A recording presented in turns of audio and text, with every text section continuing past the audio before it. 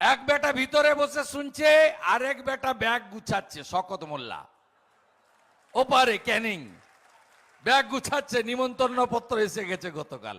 শওকত মোল্লার নিমন্ত্রণ পত্র এসে গিয়েছে বলে ব্যাগ গোছাচ্ছেন। শেষ দিনে বসিরহাটে প্রচারে গিয়ে কয়লাকাণ্ডে শওকত মোল্লাকে সিবিআই তলব নিয়ে আক্রমণ করেছেন শুভেন্দু অধিকারী। বুধবারে তৃণমূল বিধায়ক শওকত মোল্লার পাশে দাঁড়িয়ে তাকে দরাজ সার্টিফিকেট দিয়েছিলেন মমতা বন্দ্যোপাধ্যায়। শওকতকে বাঘের বাচ্চা বলেও সম্বোধন করেছিলেন তৃণমূল নেত্রী। বৃহস্পতিবার প্রচারে গিয়ে শেখ শাহজাহান শওকত মোল্লাকে একযোগে আক্রমণ করেছেন শুভেন্দু অধিকারী। তিনি বলেছেন, একজন ভিতরে বসে শুনছেন, আর একজনের নিমন্ত্রণ পত্র এসে গিয়েছে, ব্যাগ গোছাচ্ছেন। বসিরহাটে রেখা পাত্র সমর্থনে প্রচারে গিয়ে তৃণমূল প্রার্থী হাজী নুরুলকে দেগঙ্গার অশান্তির নায়ক বলে আক্রমণ করেছেন শুভেন্দু অধিকারী।